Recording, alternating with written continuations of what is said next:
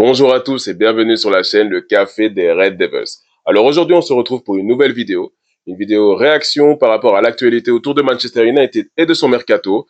Gyökeres, Fernandes, Mbeumo, Cunha, on va revenir un peu sur tous ces joueurs.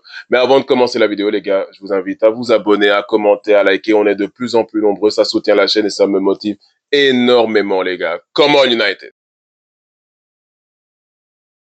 Donc voilà, en bref, Cunha, il est officiellement des nôtres. Voilà, donc Manchester United a fait quelques publications en parlant de Cunha. On attend maintenant la vidéo de présentation. J'ai hâte de le voir avec le maillot.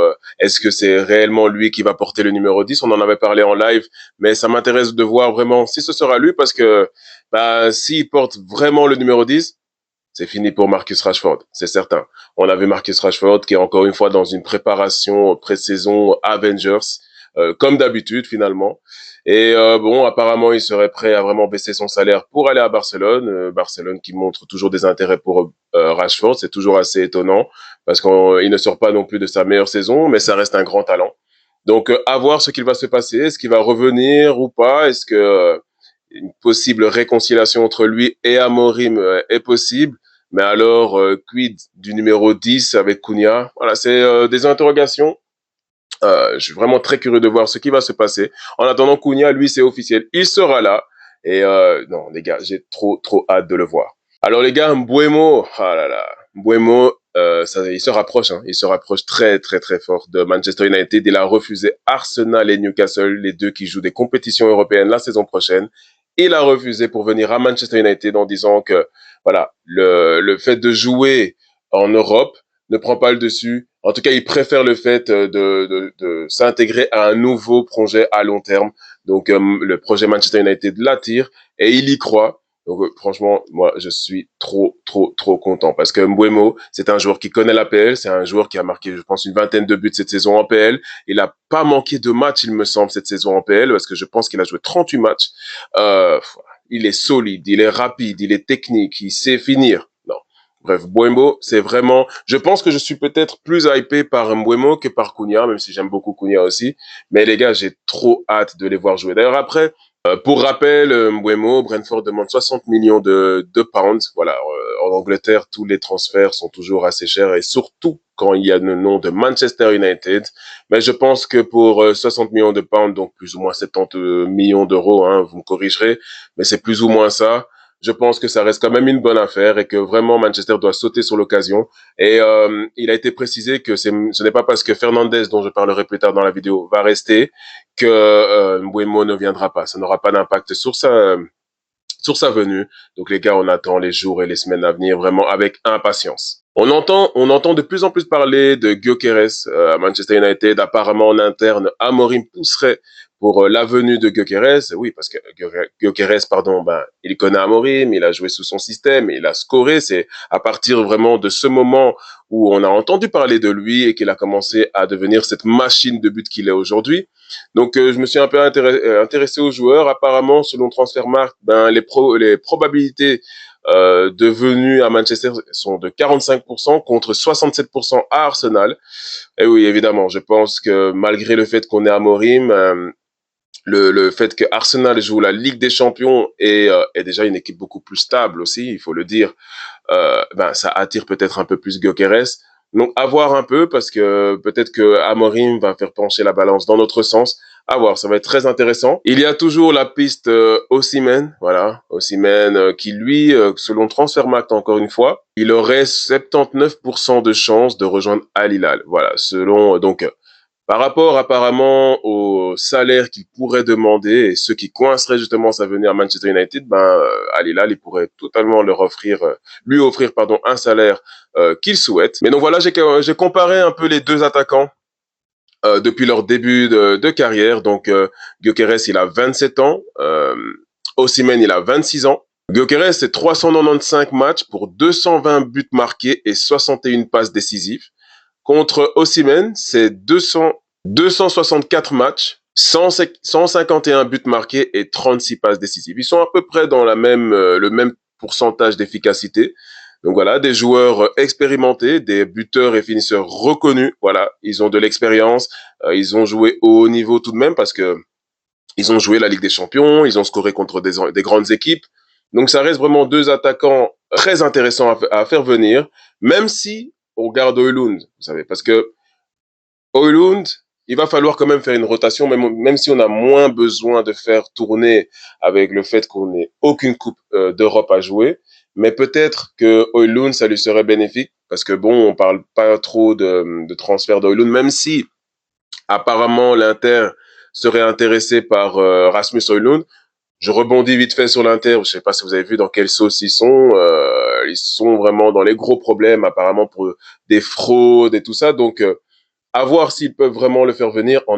En tout cas, les gars, si on peut aller choper un Dumfries à l'Inter, moi, je ne dis pas non. Je sais pas ce que vous en pensez, mais moi, je ne dis pas non contre un Dumfries, les gars, à droite. Ce serait phénoménal. Donc pour revenir à Højlund, voilà, un jeune attaquant comme ça, avec un grand attaquant, enfin un grand, en tout cas un attaquant d'expérience, ce serait bénéfique pour lui. Maintenant, Højlund, s'il part, il y a quelqu'un d'autre qui pourra profiter justement de cette expérience, c'est Shido Obi. Voilà, Shido Obi avec les conseils et l'expérience de Gyökeres ou de Osimhen, ça pourrait aussi le faire évoluer encore plus rapidement. Donc voilà, deux attaquants assez intéressants. Dites-moi un peu, vous, en commentaire, qui vous préférez. Je pense quand même que Gyökeres a un peu les faveurs des fans de Manchester United parce que il a marqué 50 de goals, donc ça c'est déjà énorme sur 2 saisons, et en plus la deuxième saison elle est encore plus prolifique que la première, mais surtout du simple fait que lui il connaît Amorim et son système, donc il n'y aura pas vraiment ce temps d'adaptation qu'il aura besoin déjà pour l'APL, mais il n'aura pas ce temps d'adaptation par rapport au système d'Amorim. Donc voilà, je pense que la plupart, beaucoup vont dire Gyökeres, mais Osimhen, ça reste aussi un très bon attaquant. En tout cas, un des deux, ce serait très intéressant. Pas de nouvelles non plus par rapport à Ederson et par rapport à un joueur au milieu de terrain. Voilà, Ederson, on en a parlé encore dans ma vidéo précédente et dans une autre vidéo. Je vous ai dit que c'était un profil qui était très intéressant, mais pour le moment, j'en entends pas parler. Voilà, c'est assez dommage. Maintenant, je pense que Manchester, ils sont surtout en train de se concentrer sur l'attaque et puis ils vont faire étape par étape. Je pense qu'ils vont faire d'abord l'attaque. Une fois peut-être qu'on a signé Mbeumo ou un numéro 9, peut-être qu'ils vont se pencher un peu plus sur le milieu et après sur le gardien, parce que je pense pas qu'on fera un transfert en défense. Je pense pas que ce soit vraiment le secteur où on en ait besoin. Maintenant, voilà, Ederson, pas de nouvelles.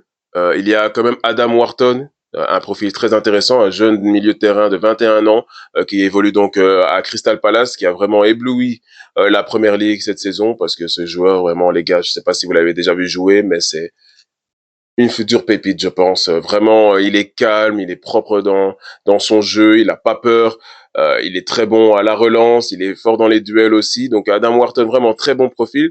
Manchester United étudierait le dossier, mais de loin, vous savez, de toute façon, euh, quand on voit une rumeur par rapport avec Manchester United et un joueur, faut toujours voir ça de loin et prendre ça avec des pincettes, parce qu'on a tendance à relier Manchester à tous les joueurs, mais cependant pour ce joueur ce serait quand même intéressant. Donc à voir dans la suite, mais pour le moment vraiment pas trop de noms de milieu de terrain qui reviennent.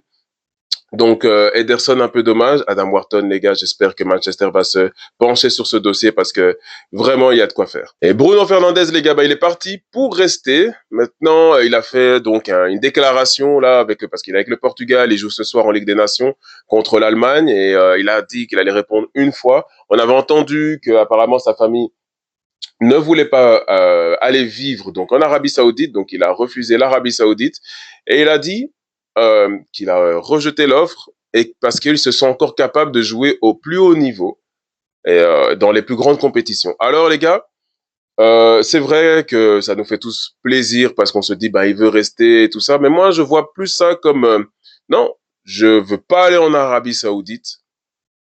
Mais maintenant, si un grand club vient faire une offre, un club qui joue en Ligue des Champions, eh ben, je ne fermerai pas la porte. C'est plutôt comme ça que je le vois. Peut-être que je suis pessimiste. Vous pouvez me dire en commentaire comment vous avez compris ce message. Maintenant, peut-être que c'est juste, oui, je veux rester. Mais vous savez, l'année passée, il avait dit, je veux rester à Manchester United. Si Manchester United me veut, je reste. Il avait prononcé vraiment plus clairement. Ici, il n'a pas dit clairement, oui, je veux rester à Manchester United. Il a dit, je veux jouer au plus haut niveau. Donc, à voir, c'est selon les interprétations. Peut-être que je me trompe et Et c'est ok, ça arrive de se tromper, il n'y a pas de problème. C'est les interprétations de chacun. Maintenant, dites-moi vous en commentaire ce que vous pensez. Est-ce qu'il va rester ou il va partir? Qu'est-ce que ça veut dire finalement ce qu'il a dit? Est-ce que je suis fou en fait et que je paranoïe? Dites-moi un peu en commentaire. Les gars, j'ai vu vous savez, vous vous souvenez pendant le live on a parlé des maillots. J'ai réussi à vous montrer donc le domicile et l'extérieur. Je n'ai pas réussi à vous montrer le numéro 3, donc le troisième maillot. Merci Mehdi d'ailleurs de m'avoir envoyé ça sur Instagram. C'est le premier maillot que je vais acheter. C'est mon préféré, les gars. Je vais vous l'afficher. Il est incroyable. Vraiment, ce maillot-là, voilà, il va filer dans mon armoire, c'est certain. Non, il est incroyable. Vraiment super beau maillot. Je vais vous dire franchement, je pense que le domicile est peut-être le moins beau cette saison. Ça, c'est mon avis. Le domicile est peut-être le moins beau maillot, le moins beau des trois, mais le troisième maillot, pour moi, c'est un banger, les gars. Dites-moi un peu ce que vous en pensez. Est-ce que vous êtes pour les maillots noirs ou les maillots plutôt clairs? Je parle évidemment maillot d'extérieur et troisième maillot. Qu'est-ce que vous préférez un peu? J'aime bien, moi, quand les maillots sont foncés. Et là, vraiment, le jaune avec le noir, non, fantastique, vraiment super maillot. J'ai oublié, c'est une référence par rapport à une saison. J'ai oublié un maillot que Cantona il porte aussi. J'ai oublié la saison exacte. Je vous mettrai la photo. Mais voilà, c'est un banger. Donc voilà les gars, fin de la vidéo. On va se retrouver donc pour une prochaine vidéo. S'il y a encore d'autres annonces à faire par rapport au mercato de Manchester United, je le ferai. De toute façon, vous le savez, on a rendez-vous tous les lundis soirs pour parler de United et du foot en général. Et bon, il y aura la Ligue des Nations. En plus, lundi soir, on pourra parler directement dimanche. Il y a la finale de Ligue des Nations qui se joue. Donc on pourra en parler aussi ensemble les gars. J'ai déjà hâte. Donc voilà les gars. Ça n'a aucun sens, mais je vais le dire quand même. Dans la victoire ou dans la défaite, on est toujours derrière notre club. Come on United!